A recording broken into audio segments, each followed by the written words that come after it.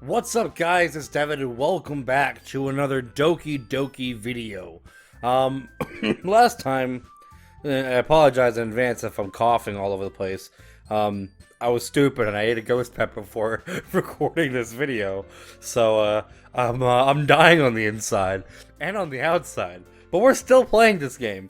So last time we left off where we did the first part of Trust, part 1, and in this episode, I plan to do Trust part 2, and I'm going to put my microphone closer to my mouth, because last time I had a lot of compressing issues when it came to auto-leveling and stuff like that when it came to my voice, so it was very weird. But, without further ado, not too much happened, obviously. I mean, we got to meet our Monika and Sayori. Monika being, the president of the club. She's trying to find new members, and she met Sayori, and Sayori wants to help start this club with Monika. So, I'm assuming part 2 is where they're gonna start, finding their members, and they're gonna finally start basically getting into the nitty-gritty of, like,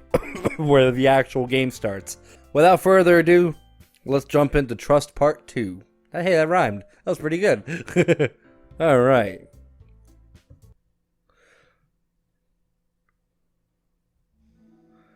Another day passes in a flash, and it's already time for the next club meeting. Although Monika should have come up with a plan for today's club tasks, she hasn't been able to shake her guilt and anxiety after reading Sayori's poem. I'm so stupid. How did I let myself be the center of attention? Sayori's going through these kind of feelings, and I'm letting her comfort me instead of the other way around. What kind of club president does that? This whole time, I didn't think to ask about her own feelings. So much for the stupid vision. Sayori enters the club room with her usual smile, but upon seeing the downcast Monika, her smile quickly fades. Sorry, I just got a little bit of spice in the back of my throat again. Her smile quickly fades into an expression of concern. Whoa! Monika? Is everything okay? I'm really sorry. I'm such a terrible friend. Huh? What are you talking about? You're an amazing friend. Monika shakes her head. I made this all about myself. Even you said so yesterday. You told me that I'm trying to make the club that I need the most, right? But my problems are so trivial compared to yours. Sayori responds quietly. What are you talking about? But as she says that, her face darkens. Through her silence, Sayori mutters her realization. I left my folder here. Monika stares blankly ahead, unable to come up with a response. I wasn't ready to share those. Now you're worrying about me. I don't want that. But why?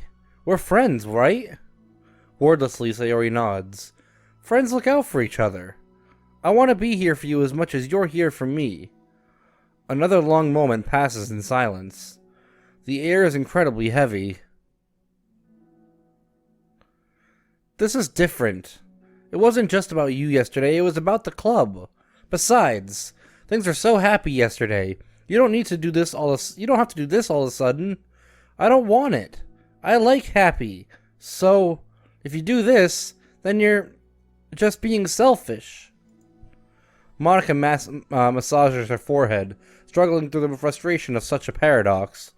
It's understandable that Sayori isn't ready to share certain things, but as unfair as it is for Monika to pry, it's also painful for Monika to force herself to ignore the needs of her friend.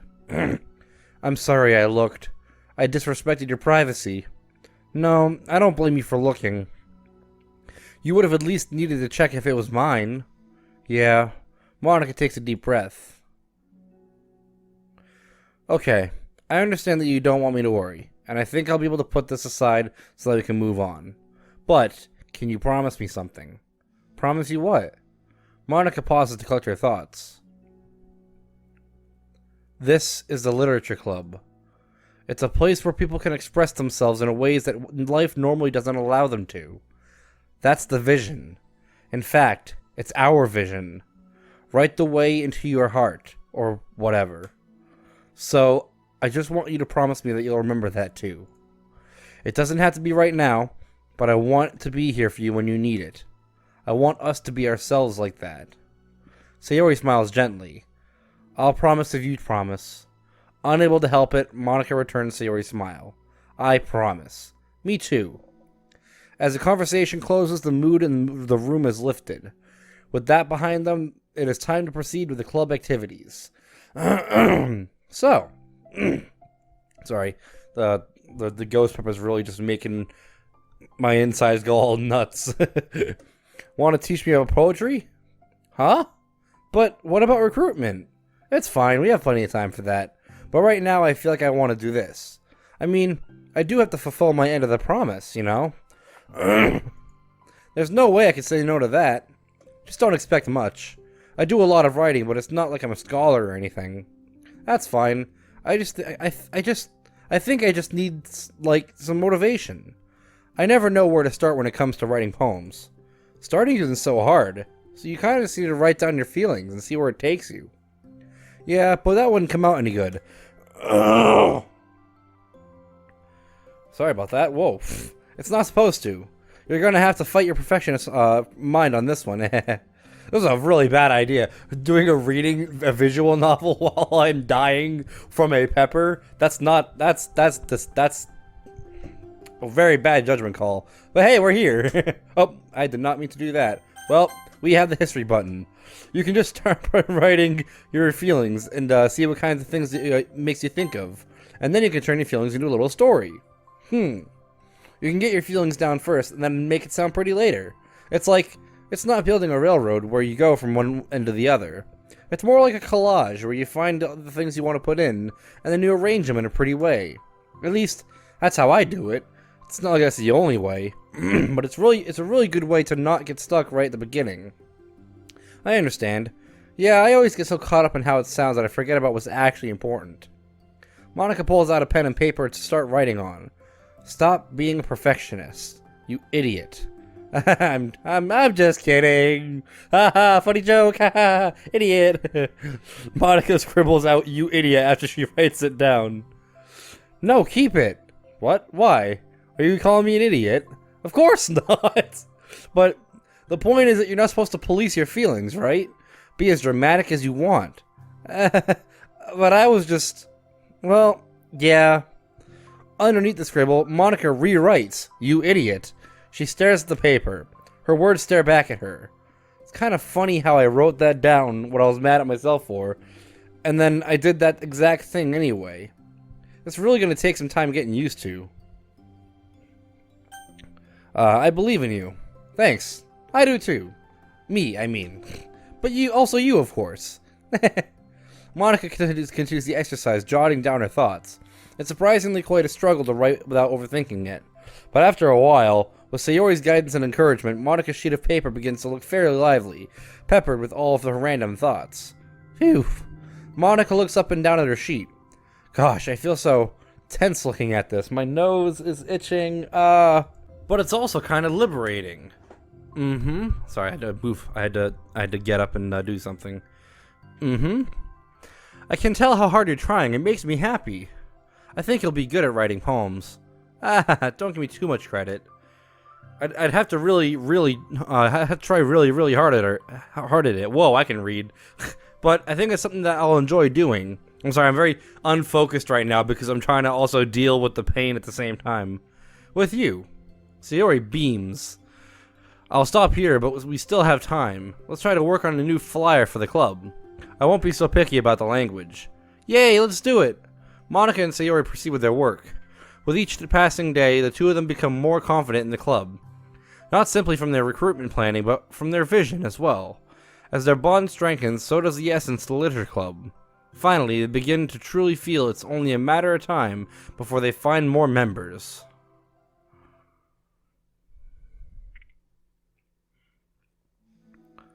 Another day passes. As usual, Monika is the first to the club room. With her is a printout of the revised literature club flyer, complete with all the new ideas Monika and Sayori came up with. If only this was the flyer we gave to that one reading girl the other day. It's so much more attractive than the old one. But The new catchphrase is featured clearly in the center of the flyer. Write the way into your heart. Surely, common sense would say that one writes from the heart, not into the heart. But the message is The message being delivered is that one can use writing to discover themselves. Hopefully, Monika and Sayori had thought that it would be enough to garner some curiosity from students. Why do I feel so tense looking at this? Monika thinks back to the previous meeting when she performed the writing exercise. Was I always this bad at expressing myself? How am I supposed to be president if I can't even demonstrate what the club is supposed to be about? The literature club is truly beginning to take form. But with that, the weight on Monika's shoulders only becomes heavier. Debate club was always about rigid structure, formulating airtight points and counterpoints, and delivering them with conviction. It was about the person on the outside. That's why Monika was so good at it. It existed entirely within her realm of comfort. It's suffocating. I need to break through this mental wall. I need to learn to express myself for real. Monika pulls out a sheet of paper and grabs her pen. She presses the tip of the pen firmly against the paper. But her hand doesn't move. Instead, a tiny blot of ink collects around the tip of her pen. Monika lifts her pen and stares at the little blotch. For some reason, she feels compelled to run her finger across it. As she does so, the black ink smears across the paper, ruining Monika's canvas. Ugh. Out of spite for herself, Monika presses... Monika presses her pen down once again, letting the ink collect. It's not even that bad anymore of like an actual hit. It's just, for whatever reason, sometimes you inhale the wrong way, and it just tickles the back of your throat with the spice, and it's just not fun. She creates a second smear on the paper. Come on, Monika. Just move your hand. Monika writes. This is what I get for seeking perfection. A stain. Great poem! Is there any more? Nope, that's literally it. Monika slides the paper away from her and puts her head down on the desk. This isn't napping club. The air conditioner seems louder today. I'm here. Hi. Monika hears Sayori approach her desk, then stop for a second, probably reading a piece of paper. Then she sits down in the adjacent desk. Bad day? Mm-hmm. Me too. You too? The new flyer looks good. You've been working so hard. On the club, but also something else, I think. I can't do it. I'm sorry. It's just so hard to just be vulnerable. Sayori takes a sheet of paper from Monika's desk. She writes something down and stares at it for a while. Can I trust you? Of course. You can trust me with anything. Sayori gazes at Monika with sadness in her eyes. Understanding the signal, Monika takes the paper from Sayori's desk and reads it. Sometimes I want to die. Whoa! That's a different phrase from the one we read last. Ooh. Sayori? This is really, really hard for me. Her voice shakes. So, if I can do it, then you can too.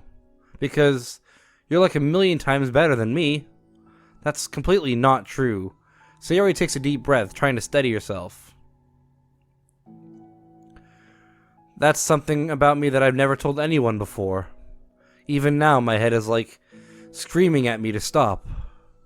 Wait, you don't have to force yourself. I mean, just because of the promise yesterday, I want to. It just feels right. I mean, maybe if it's part of the reason that I came to this club in the first place. This is Literature Club. I trust you, more than I'm scared. At those words, Monika stands up. Sayori must have taken days to work up the courage for this. Were Monika's own futile but genuine efforts actually the push that Sayori needed? Sayori's deliberate breaths can be heard over the air conditioner. As she prepares herself to continue, Monika waits in gentle silence. I have this problem where I get really upset when people worry too much about me. I can't control it. It's like, why waste your energy worrying about me when you can just be happy instead? So I never tell anyone about these kind of thoughts that I have. It's just so much easier to smile and help everyone else be happy. But that's terrible. That's what Monika wants to say, but she stops herself in fear of saying the wrong thing. It's just that if everyone knew about it, they wouldn't treat me the same anymore. Like whenever I'm not smiling, everyone would worry about me and ask what's wrong. I know that, because it used to be like that. Sayori pauses, seeming to recall something in the past. I just want everyone to be happy. That's the most important thing to me. And letting people look inside my head doesn't bring happiness to anyone. Sayori pauses again, her solemn expression making her look almost like an entirely different person. How did you find the courage to tell me this? You're not worried that I'll be one of those people too? I am worried. Part of me really hates myself for doing this. But another part of me, I think, just felt like it'd be different this time. Whenever we talk about what the club is supposed to mean, I keep feeling it was right for me to do. Especially as you've been trying so hard to express yourself too. It just made me feel like I could say it in confidence, and our friendship doesn't have to change. It's so silly. The club is only 2 people, but it already means so much to me. Monika feels a tightening sensation in her heart. A feeling of connection as Sayori's emotions radiate between them. Me too. I was so lost until you showed up. You're so brave, Sayori. You're so strong and brave. I don't even compare. Monika steps forward. But, if nothing else, I can at least offer you some hug energy. If you'd like. New CGs, let's go! Or, not CGs, BGs. Wordlessly and without a smile, Sayori raises her forehead on Monika's shoulder. Through their contact, Monika can almost feel the torrent of thoughts swimming in Sayori's head. And in this moment, enchanted by the air of the club, Monika realizes that all the days that have passed, this is the one where she really, really hopes that nobody new walks through that door. She speaks softly. You're like the sweetest girl I've ever met. You can say anything. I'll never judge you. I promise. Sayori's breath begins to quiver. She takes several deep breaths, trying as hard as she can to start speaking, to say the things she's never once dared to say out loud. Finally, she speaks in a choked voice. I'm so worthless. I'm worthless and everyone would be better off without me. She suppresses a sob as a tear falls down her cheek. I'm just an inconvenience to everyone. I'm not good at anything and it just feels like everyone has to put up with me and I hate it. I hate it. The more Sayori speaks, the more she fails to control her voice, falling victim to the overwhelming sadness clutching in her throat and her chest. I don't want to have these thoughts. I want them to go away, and now I'm making you put up with me and I just want to die. As soon as Sayori loses her composure, Monika becomes determined to keep her own. She only wants to be what Sayori needs right now, so she won't let any sadness show. Her voice comes through as a soft and gentle. This isn't putting up with you. It's just being your friend. Monika offers a few words of comfort, but she knows Sayori said it herself, that the thoughts Sayori experiences are ones that don't belong, and Monika can't magically make them go away. The most she can do is help Sayori battle them, like any good friend would do. You have so much value, to me and your other friends too. This club wouldn't have been the same without you. I really, really mean that. You coming here was the best thing that could have happened. Even if we never got any other members, I would still be happy. That's what you brought here. You brought us a vision, and you also brought happiness.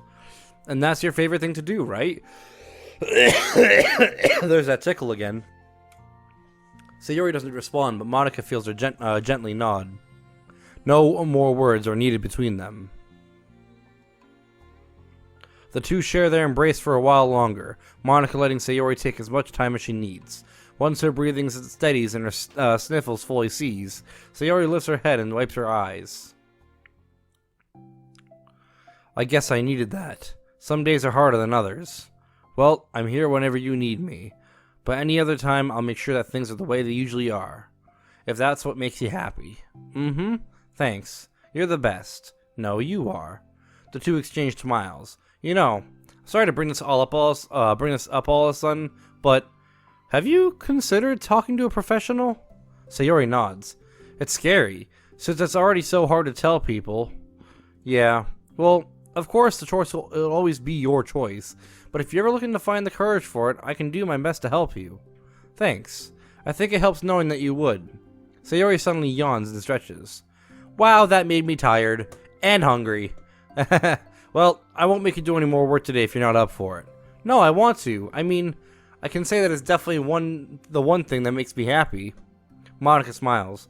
But I might want to get a snack first. That tickle's still there. All of a sudden, the sound of the door causes the two of them to turn their heads. The door opens halfway, then stops. A face peeks inside. It's Yuri! It's totally Yuri. A face that seems familiar. Is that where they're gonna end it? That is where they're gonna end it! What the heck? They're just gonna end it right there? Oh my gosh. Well, we got some more poems unlocked anyway. We got this new BG as well. For like wallpapers and stuff. So that's pretty cool and neato. I guess we also unlocked some new, did we unlock new music? I can't seem to recall some of these. Okay. Well, I guess this is all music that I don't know. Like, I mean, we had the original, regular, stuff, but some of these new ones have just started appearing that I was not aware of beforehand. So that's pretty cool. I guess the more you play through the side stories, you unlock more of the music. That's actually really cool. All right. Well, in that case, I am going to leave it here. We finished Trust Part 2, meaning there is no other trust, which means the next thing we move on to is Understanding. I'm assuming these all go in order. I'm going to be real. I think they all go in order. Because it just seems obvious that the next story in line would have to be Yuri, because she's obviously the one that walked through the door. So I'm assuming that this takes place, Understanding takes place right after Trust Part 2. And I'm assuming that's how it's going to go. It's just going to go in order from top to bottom. Which is fine, because it's, it makes things a lot more, it makes things linear, and it makes things a lot more understandable, and the stories add up to each other. So, that's cool. But, for now, I am going to leave it here. So, guys, thank you so much for watching this video. If you liked it, smash that like button, subscribe if you're new. I'd love it, channel. Guys, we got a Discord. Come check me outside. It'll be a fun time for all. Hope you guys enjoy this video as much as I do make. Hope to see you guys in the next one. Goodbye.